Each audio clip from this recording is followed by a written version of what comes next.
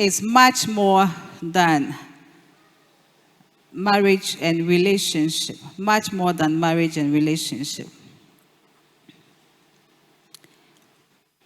Have you ever wondered or had a chance to ponder about all the divorce cases going on in the country and elsewhere? Have you thought about that before? And at the same time, we are getting a lot of people marrying every Sunday, every Sabbath or Saturday. And even those who go to the registries, to the courthouses to register. And a lot of people also do traditional marriage. Every day, people are marrying. And at the same time, we have a lot of divorce. The divorce rate is escalating. Have you wondered what the cause is? Have you ever thought of that? What is really happening? I have wondered a lot, because as I sit in court and divorce cases appear before me from all angles of, all people from all angles of life, from all religious backgrounds, it is not peculiar to, let's say, those who are not educated or those who are educated. What is really happening? I remember I used to have my own data. I was recording when I started more than 9 years ago. And I stopped counting. And unfortunately for me, I am still at a gender-based crime court, where also divorce cases and then cases pertaining to marital conflicts, spousal abuse, always come to my court. Sometimes it is very overwhelming. Then you ask yourself, what is really going on here? Because Ghana is supposed to be a Christian or religious country anyway. So let's see what we can do tonight, much more than marriage and relationship. The family as we have, the family unit, marriage, relationship, is the most important unit that you have in any society, any community. Why? Because everybody comes from a family. Whether you came from a family that the parents were married or from a single mother, you come from a family. And it is a family that all of us were nurtured. In fact, throughout your developmental stages of your life, from your childhood to the time you die, marriage, relationship, and family play a pivotal role in your life. We get support from our family, and then even growth. The sense of belonging that you get because you belong to a family cannot be measured. But like I asked earlier, what is happening? You see, our understanding of marriage and relationship has been distorted by the role of models of marriage we were brought up in. Marriages we see in the society, marriages we see at church, and even from our own family, even our own marriages. Marriages that we read about and marriages we watch on TV, social media, they all have some influences in our lives, whether we like it or not. I want us to look at some few people who are very popular. One of them is my favorite couple. Okay, so look at Bill and Hillary Clinton. I like this couple so much, and I read about them. I look at Beyonce and Jay-Z. I wish it's a very interactive one that I could have asked questions, whether you know something about these couples. When you see Bill and Hillary Clinton, what comes to your mind? I would have asked. They met somewhere in 1971. They dated for 2 years. They got engaged, but they waited for another 2 years before they married. They are still married, though. We all know what happened when Bill Clinton had an immoral relationship with another person. Hillary forgave, And you have no idea. They are happily married. What about Beyonce and Jay-Z? Who knows something about them? Tiger Woods. I'm sure they are all current modern people that you know, you can read about them or you have heard of. What about Bill and Melinda Gates? I wish I can ask and name some people to give me what answers that they have for me. You know, Bill and Melinda Gates' divorce was one of the surprising marriage divorces that we encountered last year, somewhere in May 2021. And they two have been married for close to about 3 decades, 27 years. The surprising thing is that they themselves don't know what brought them apart. Belinda is saying, well, it's not one thing. I can't pinpoint on one thing, that brought the divorce. Can you imagine? Anyway, let's come home. Chris Atto. He was also one of the celebrities of Ghana with Damilola, the Nigerian. What happened to them? By the way, Chris has remarried.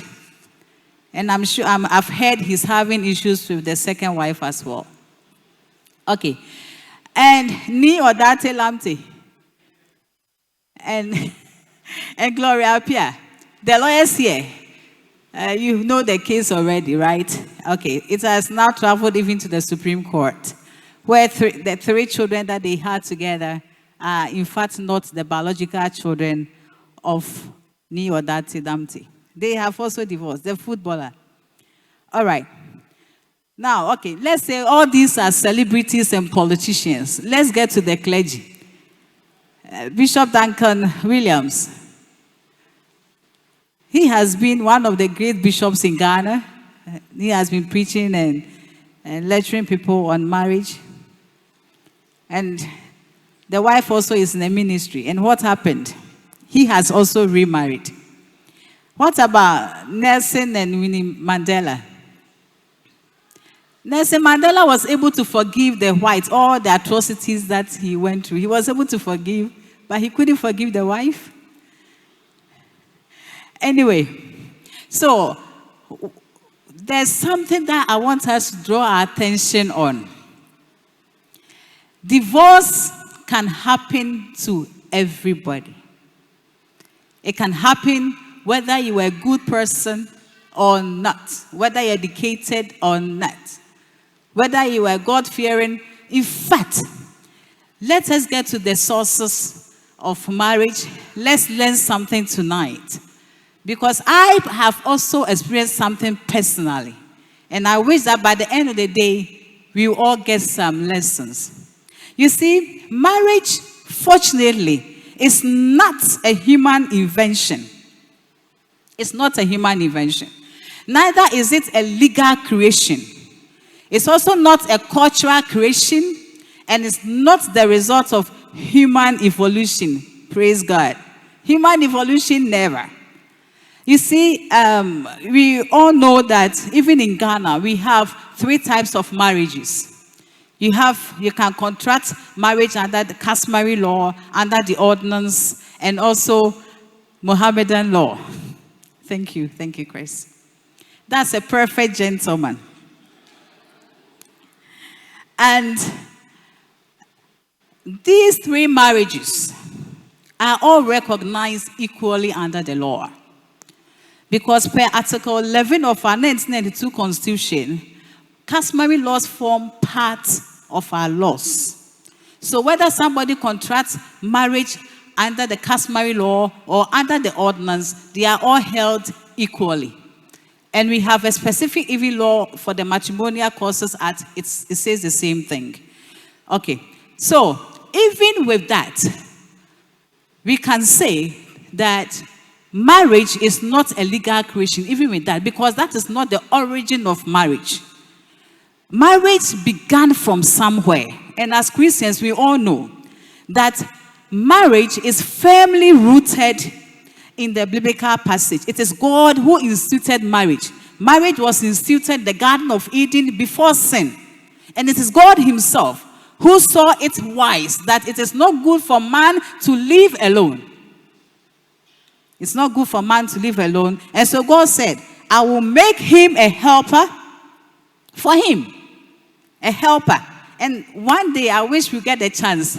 I've developed some thesis around that, and I love it. Who is the helper? If you are in need of something and you need a consultant, will you go to somebody that you are of higher or mental intelligence? Will you do that? No. You go to somebody that you think knows something that you don't know, or who is, if nothing at all, a par with you, that can enhance whatever help that you need from that person.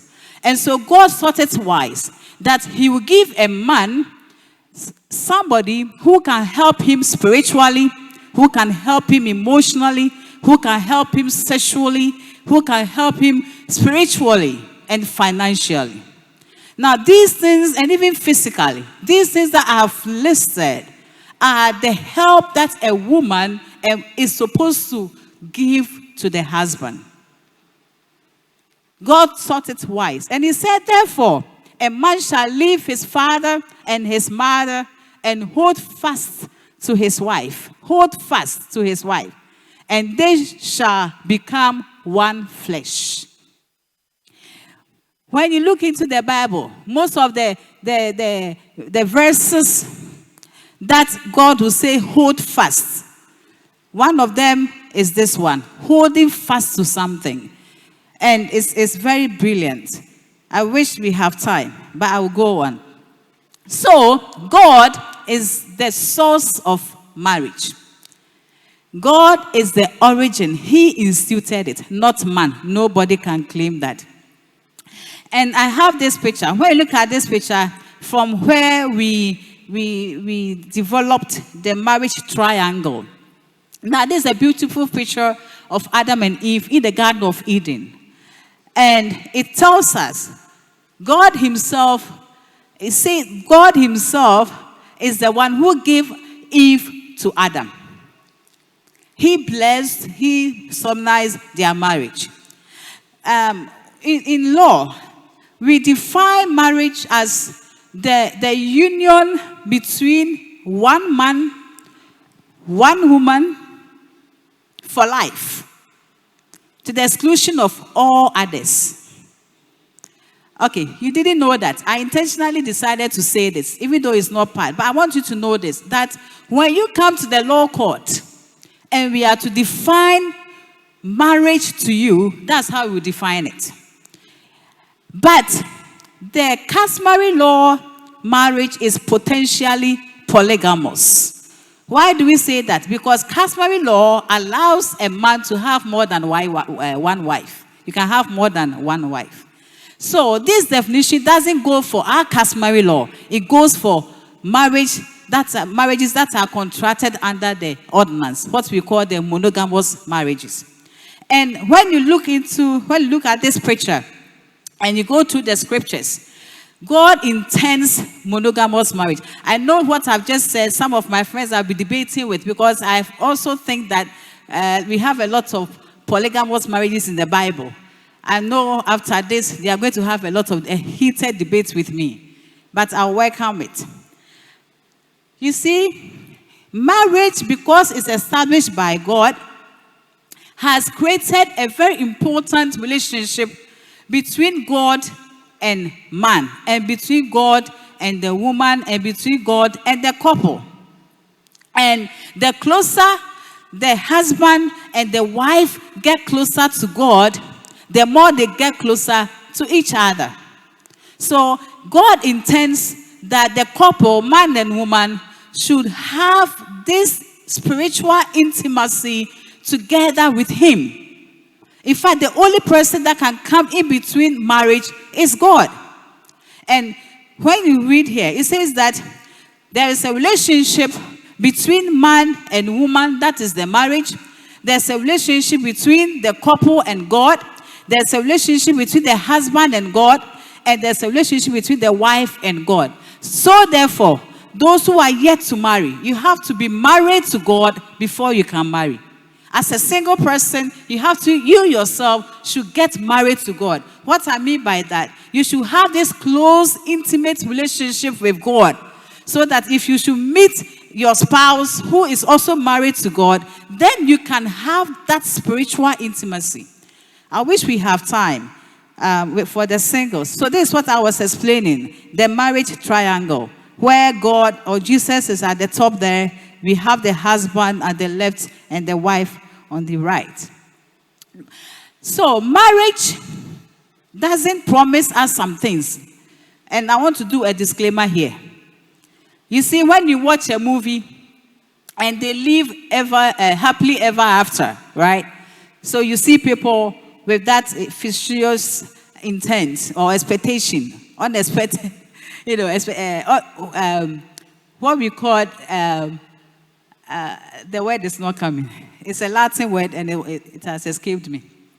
Okay, so being married is not the panacea to our heart's desires. If you are here and you think that you are going to marry so that all your heart desires, all your dreams, and all your ambitions are going to be satisfied, then I'm sorry. You are at a wrong place. So that is the disclaimer. All right? Being in a relationship does not eradicate the feeling of low self-esteem. So if you have a low self-esteem and you think that when you marry, that is when you are going to boost your self-esteem, no. That is not what marriage promises. And marriage and relationship is no passport or visa to enter eternal bliss of joy and happiness. That happens only in the movies. Because even before you marry, you yourself, you know you are not having the eternal bliss of joy and happiness. You are not experiencing that. There are times you are broke. There are times you don't even feel like eating. There are times you don't even feel like going out or talking to anybody. You get mood swings even if you are a woman. So, it is not surprising that we are having a lot of issues in our marriages because of all these expectations, huge, big expectations that we have for marriage. We are not being realistic. We have unrealistic expectations, and we think that it is marriage, it is only when we marry that we can be happy. I did a little bit of data in Ghana and US about the divorce rates. Let us be real. The 2021 population and housing census that was conducted not long ago, the report revealed that 553,065 persons in Ghana have had their marriages dissolved, while 405,090 are separated. I will explain further. The figure I have given is pertaining to only a small portion of those whose marriages were registered. Okay. Now, 362,233 of the 553 divorced persons are females, with the remaining 190 are males. The 190 males are those who are yet to remarry. Those who separated, some of them have remarried, representing a share of 65.5% for women and 34.5% for men. This is Ghana, and it's a very current census that they had, 2021. Now, of the over 400,000 spouses who have separated, the majority are females, as you saw, 65%, with a corresponding figure of 252,079 persons. Now, the remaining 153,000 are men.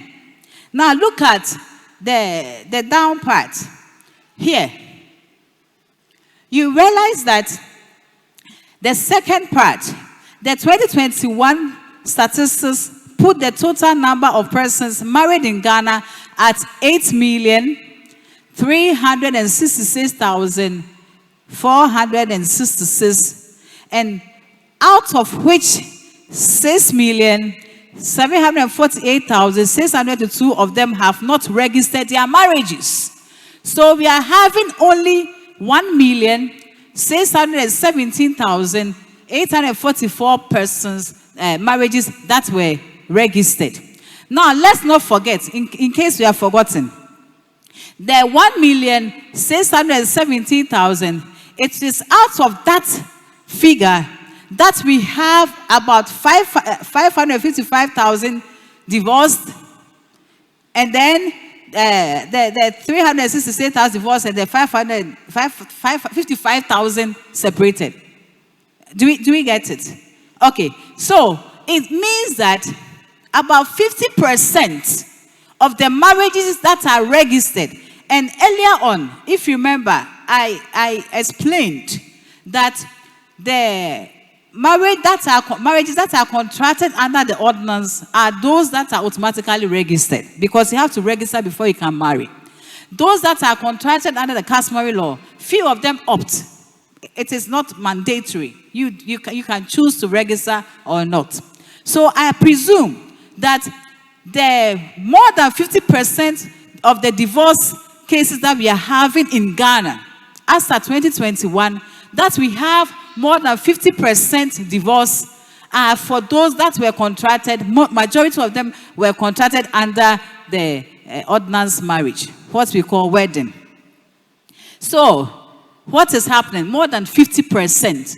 Hello? Okay, now let's go to US. I compared it to US. I had a comparative analysis of even Africa and Europe and America, and they are all the same. Now, this one is current, 2022, as at the second quarter in US. And it says that marriage and divorce are both common experiences, like I said, even in Ghana here, for adults. Although both can be challenging, about 90% of people in Western cultures marry by age 50. In the US, about 50% of married couples divorce. And you see the similarities here. In Ghana too, we are over 50%. Now, and also, even though 50% are divorced, which makes US the 6th highest divorce rate in the world. I don't know where Ghana will be. Subsequent marriages have an even higher divorce rate, and that is 60%. So they marry, they remarry, and they remarry. That one is 60%, they divorce of second marriages. Now, the third marriage is 73% divorce. Okay. Now, the average age for couples going through their first divorce is 30 years. Couples are more or less likely to get divorced based on several factors. Couples married between the ages of 20 to 25 are 60% likely to get a divorce. 20 to 25 years, when they marry, 60% more likely to get a divorce. And those who wait until they are older than 25 years, they have 24%. So, when they wait after 25 years and they marry, they get 24%. So that is even less than twice of those who marry when they are between age 20 to 25. Now, it continues, and I like this data very much. Those with strong religious beliefs, and I look at the meaning of strong religious beliefs per the document, and mostly it was talking about the Seventh-day Adventists, Baptists, and Orthodox churches. Now, those who have strong religious beliefs are 14% less likely to get a divorce. Okay, so from 60% to 24%, and now we have 40%, and the 40% is pertaining to those with strong religious beliefs. So, according to the U.S. Census Bureau survey, the top 3 reasons for divorces are incompatibility, that is 43%, infidelity, 28%, and then money issues, 22%. Okay, now this data as we have it, in fact, it corresponds directly to what we are having in Ghana. The only thing is that Ghana, we have a slight difference, exception. The first one for US, the incompatibility. Ghana, ours is sexual incompatibility. That is the difference. And then we have the infidelity. Ghana, ours is higher. Ours is getting to 60%. It's 58.8%. And money issues is also there, 30-something%. Okay, so when you listen to this, so far, you see the trend that is going. There is a source of marriage. The origin of marriage is there. And because there's a source, that is God, those who are closer to God, who have a strong religious belief, their marriages are not being dissolved as often that we have with those that aren't with God. It's still not so encouraging, but at least we can take some encouragement from it. So I look at some of the causes of the divorce in Ghana and Africa. And then, like my brother here, who used the same iceberg symbol, I also have the same iceberg symbol here. And that is an iceberg that you have there. And you see the part of the iceberg that is pointed, that is above the water, is the part that we all see. Is the part that we see. And the part we see reflects the things that people do for us to take notice of. So, the way I speak, as I stand here, the way I am speaking, you can all tell the way I'm speaking, the gestures, the tone of my voice, and my body language, you can tell. Whether I'm looking straight into your eyes, whether I'm having some eye contact, you can tell. The hand gestures and all. So those are the things that you see from me.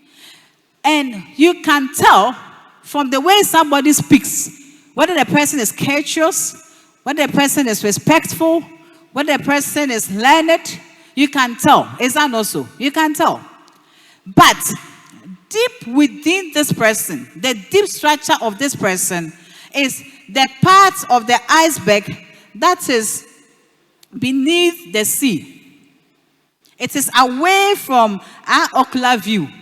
You can't see those things. You have to get closer to the person before you can have an idea of who this person is, what this person is made of, what is this person's belief, what is this person's biases, prejudices, what makes this person who she is. And so that part is the one that is the most important thing that you need to know about a person. But we don't do that. In fact, we use, because we are, I don't know, we are human beings and physical beings.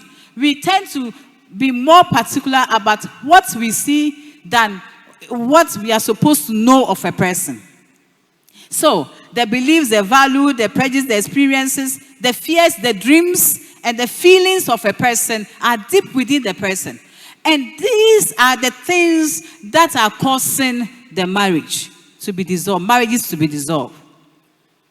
Now, it is important that we understand these differences, because no two persons who get married are from the same background.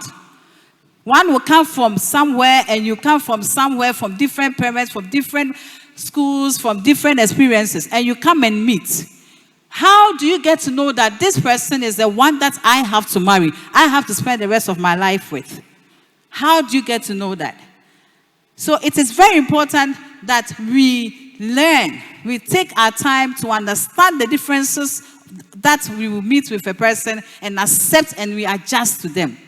Now, few couples like to admit it, but I want to tell you that conflict is very common to all marriages. It's very common. And that is why I did the disclaimer. If you think that you're going to live happily ever after, it is never so. What you put in is what you get. I've been signaled that I have 10 more minutes. It means we can't do a lot. We can't cover a lot. Now, I will run through it. Causes of marital marriage. These are the ones that I listed. Have you seen there are so many? I intentionally did that so that for you to know that, in fact, even though we have listed these, if a person intends to continue with his marriage, to maintain the marriage, that person can do so, except where the person's life is threatened. So lack of sexual compatibility, breakdown in communication, breakdown, silent treatment, resistance to your spouse's standpoint, passive-aggressive behavior, selection of an inappropriate time for conversation, inability to manage marriage finances. One will be a miser, a frugal, another will be a spender, non-contributive.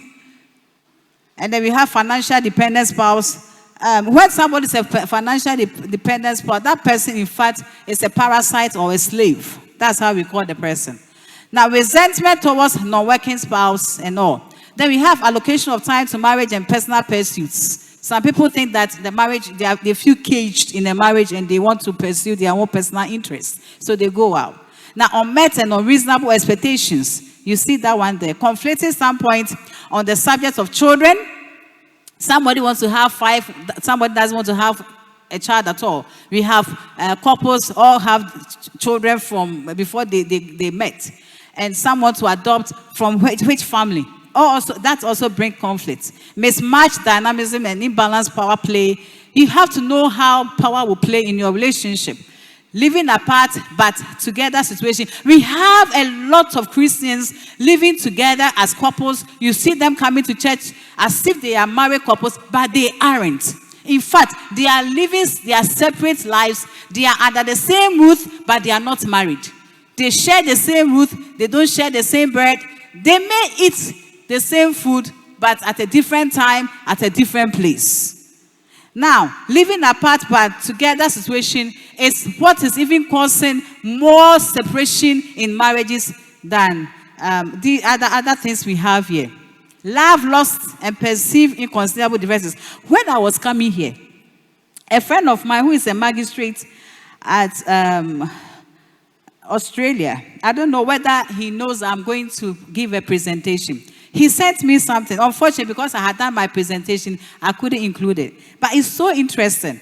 And I want to read something for you to hear. And this is what he says. It's an article. It's a long one. I'll try and summarize it. It says, most times, when a marriage is in trouble, people tend to see their marriage as a mistake, rather than seeing the mistake they are making in their marriage. So, there's a mistake there. Do you attribute the mistake to yourself, or you try to see the mistake as an event? Some even divorce or remarry and later wish they had remained with their first spouse, as they find greater trouble in the new spouse. And we have seen that with the US, those who remarried had 60%, and the third marriage had 73%. Okay. I'm jumping. So you can remarry as many times as you like. It is not so. Your marriage was not a mistake, but you or your spouse is the mistake. And why? It says that your habit is a mistake. Your character is a mistake. Your manner, anger, unforgiveness, laziness, lack of love, lack of affection, bitterness, selfishness, ignorance, stinginess, not being considerate, infidelity, and lovelessness are the mistakes. This is what he sent me. And I think I agree with the person. The attitude, the manners, the things that is springing from us are the mistake. Okay, so let's go on. Look at a father. I saw this picture and it's so interesting. An irresponsible father. In fact, that thing on the top there is a child. It's his own child. And he is riding a bike. And then also another picture showing how communication gap can also create conflicts. Now, you and your spouse must choose how you will act when conflict occurs. People don't know how to resolve their conflicts. And it is one of the causes of divorce. Resolving conflict requires knowing, accepting, adjusting to your differences. We all have differences. For lack of time, I will just skip. Now, listen to your spouse. Seek to understand his or her view and ask questions to clarify viewpoints. Now, I've tried to resolve some of the many causes of divorce that I listed, and I've tried to resolve them. Now, the first one for Ghana was sexual incompatibility. And so I have listed 5 things here, how to resolve it. And the first one is make time for intimacy. Prepare for each other. You wish I can elaborate, and I wish I can do so, but I can't. Hello? Kiss and hug often. There were some studies that those who take couples who take their time to kiss live longer. And they live longer together. Take time to hug often. Every day, try to hug at least 2 minutes non-stop. Hug, just hugging. It's very good for a woman. Now, try to give chill bumps. Know each other's love language and dialect and become fluent in speaking it. Do you know your husband's love language? So be romantic at home. How do you become romantic at home? Excite the senses. Send flirty text messages. Pretend you just met. Dress up.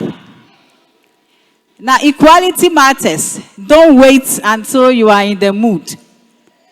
Role play. All right. So I'm trying to hurry up.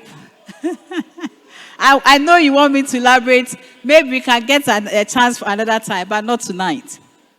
Now, the other one, resolving it. Pray and worship together. A family that prays stays together. Prays together, stays together. Hold each other to certain standards. He who has a friend needs no mirror. Okay? Have goals, both individually and together, that you are actively working on. So you should have goals together and also individually. Grow together or you grow apart. A lot of couples grew apart over time. Plan a tech-free evening. Always have eyes only for each other. It's very important. Eye contact and smile. Smile. Smile. There are lots of people who don't even know how to smile at their partners. They are always frowning their faces, as if the whole world is coming to an end in their home. Okay, now the next one is make it a habit to help each other in mundane things. Small things. The women appreciate those things very much. You help the woman small in the kitchen. We are not saying go and cut the onions. But just if you washing the tomatoes for her, she will appreciate. Put each other first. Back each other in front of the kids. It's important that we don't discard discipline in front of the children. We have to come before the children as one. We should have one voice before them. Be wise in your spending. Those who had financial issues, They should be wise in their spending, plan for the future, and educate yourself on financial management. Now, you have to forgive often. In fact, you have to forgive and forgive and forgive. Try not to keep records of wrongs and bring the best out of each other.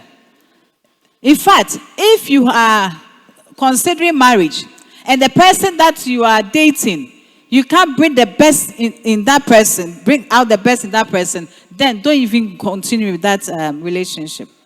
You should be with somebody who can bring the best out of you. Seek counseling from experts, trusted and respected friends when you are unable to receive conflicts on your own. Resolve conflicts on your own. When I married on 15 July 2000, I had never attended any marriage seminar. Those that I attended were in the church. We have home and family life, and honestly, we didn't understand anything because they would just come home and family, and that was it. And you see, marriage is the only thing, the only institution that you are given a certificate before you start. You are presumed to know everything. Go and make mistakes. Go and learn from each other, and let's see how it goes. That is how it is. But for those of you who are yet to marry, you are at a very advantageous position. You are attending Uplift. You are in the information era that you can even get everything to read online. Take advantage of that. Make sure that you try as much as possible to get every information that you need. And then the information that you get, internalize that and make it work for you. Never forget that. It's very important. Okay, there are some important considerations. You know, coming from the legal background, I'll never go without saying this. Now, capacity. What do I mean by that? For a person to have the capacity to marry, that person should be of a certain age, of a certain mental capacity. You should have mental capacity. You should have a job, something. You have to be able to take care of yourself before you can marry. If you can't take care of yourself, how can you even take care of somebody? And also, you should be somebody who is a single person. You have not married before. Okay, so what do I mean by capacity? The age. In Ghana, the legal age for somebody to marry is the adult age is 18. But a child under 16 or 16 years can marry with the consent of the parents. The moment you are an adult, you don't need any consent from anybody. So when we come to church, that they say, who gave this man and this woman in hand to this man to marry? That one, it doesn't work in Ghana law. The moment you are of age and you are of sound mind, you can contract marriage without anybody's consent. That is the law. Okay. And then also, like I said about the job, those of us who are considering marriage, be careful. Don't think that it's when you marry that you help the man to secure a job or you help the woman to secure a job. The fact that the person is not financially sound is a clear indication to you that the person is not ready to marry. Don't even venture. Don't go there. It's one of the good grounds for you to get disaster in your marriage. Okay. Change of name. Some people think that the moment they marry, automatically their names have changed from Miss Asante to Mrs. Owusu. It is never so. If you want your name to be changed, it should be gazetted. After marriage, make a copy of your marriage certificate, take it to the registrar, and it will be gazetted for you. And then you have a name change. Property ownership. Now, before you marry, can you consider prenuptial agreement? Yes, you can. If you have properties that have been entrusted in your care or a family property that you are benefiting from, you should have an agreement of a sort so that it will be clear to the partner or your spouse that properties that are acquired before we got married are not matrimonial properties.